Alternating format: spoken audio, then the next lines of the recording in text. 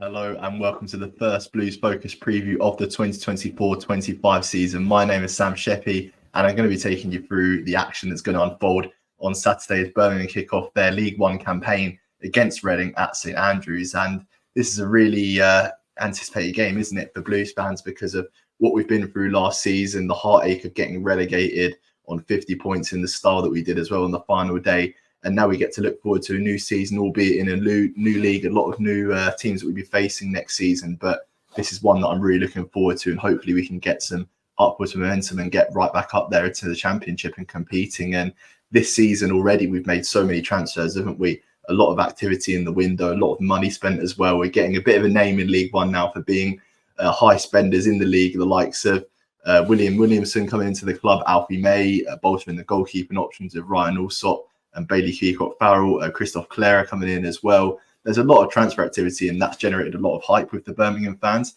And that's also been followed with the pre-season results as well, albeit losing out in Austria to Paderborn 5-0. But after that, Chris Davis looks to have shuffled the pack around a little bit, brought in some new transfers. And these guys look up to speed already with the way we want to play because there's been some really positive results. 12 goals scored in those games that are played in England for pre-season. And the notable ones being that 2-1 win against Rangers at St Andrews with the raucous Rangers atmosphere, as well as the Blues fans that came to see that game, and also a 4-1 win against West Brom, which I'm sure a lot of local fans would brag about to the West Brom mates. But yeah, really exciting times. And it's a season that I'm sure a lot of Birmingham fans, like myself, are heading in towards it with a bit of optimism because we've not had much to shout about, have we, on the pitch in the last decade, whether it be, losing more games than winning each season, huge turnover in players, all the stuff that's happening off the field. But we've not had capital, at least in the hierarchy now. We've got a bit of stability, which is really positive to see. Tom Wagner, Gary Kirk have issued their statements and they've sort of staked their claim for what they want to do in League One, with Gary Kirk saying that he wants to build a championship-ready team. And this does look like a championship-ready team, doesn't it, on paper? I mean, the squad value is around 44 million euros I saw last time I checked it, and that's more than half the championship. So it's really positive on that front. Chris Davis, obviously the new man tasked with fronting this Birmingham Revolution. He's a young coach. Obviously, we know all about his background now that we've looked into him, but a relatively unknown coach to the Football League and I guess first team management in general, because he's helped out Brendan Rodgers at Leicester and Celtic, and also with Ange Postecoglou last season at Tottenham Hotspur. And we look to be playing this Ange ball style now with forward front foot pressing. We expect there's going to be a lot of low blocks played against us. So it's going to also be about patience with breaking down the teams that do face us, that come to St Andrews. That will probably be their big occasion, won't it? As we'll see on Saturday against Reading, and looking forward to that game.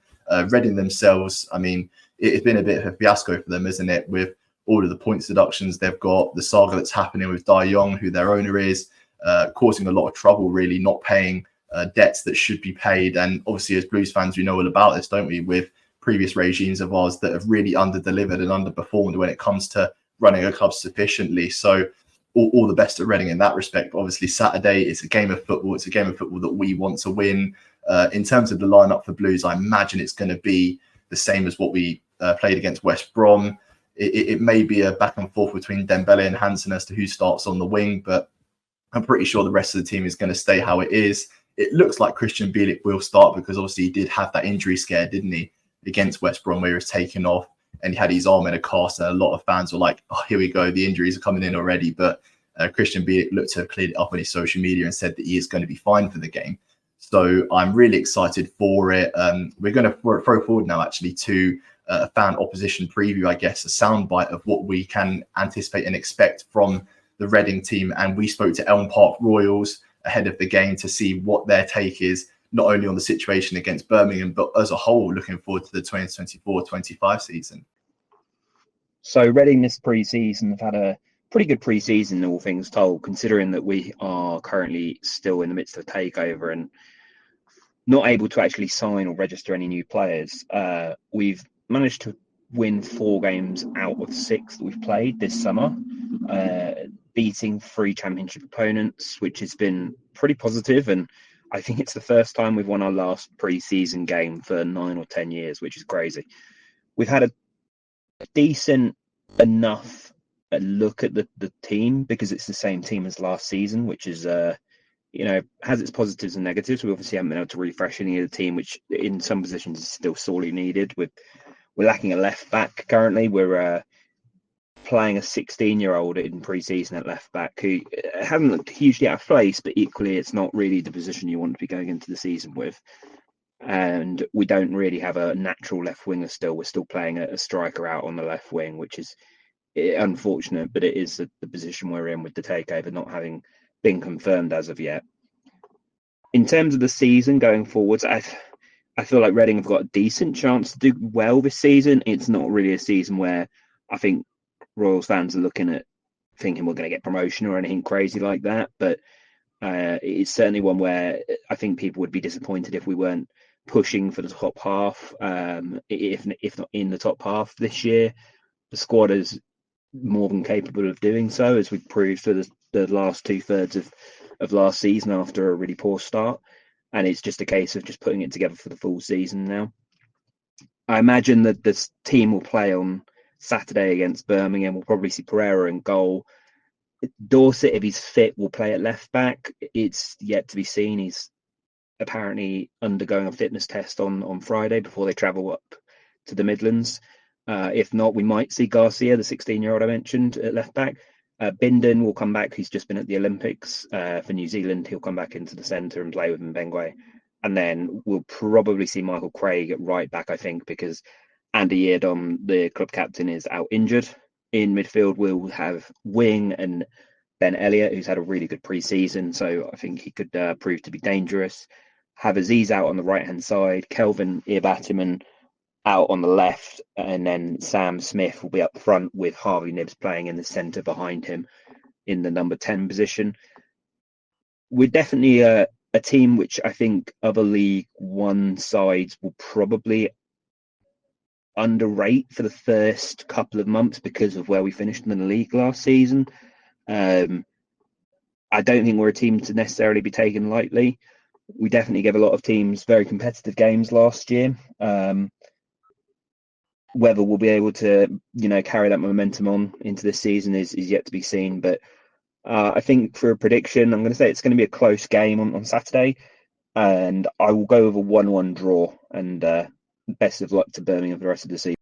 And that was the take of Elm Park Royals. And I suppose for those guys, we don't really know what's going to happen with them, because if you look at last season, some of the statistics they registered, I mean, outside of the top six, they were the highest goal scorers in the league.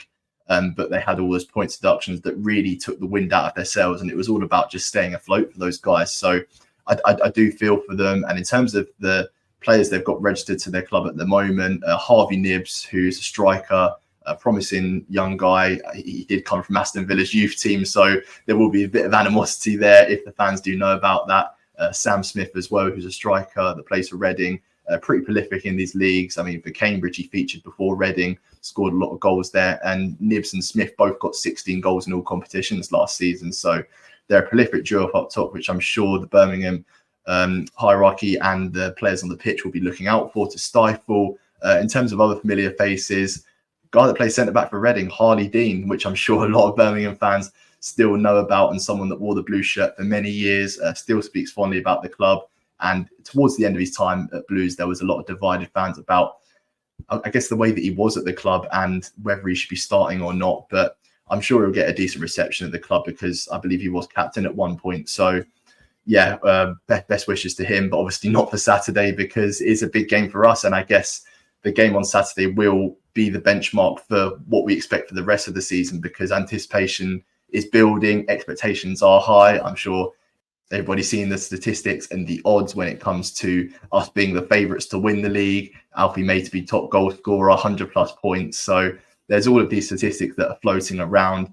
And ultimately, it's all about just how we get the job done on the day, isn't it? So in terms of my score prediction for the game, I'm going to go for a 2-1 Blues. It may be that we do concede early doors. I just have this feeling with the whole passing around the back stuff that it may lead to a couple goals conceded at the start of the season. But I'm hoping that we have the firepower up front to turn it around, and I'm going to go with an Alfie May goal and a Koji Miyoshi goal. So that is my prediction, 2-1 Blues.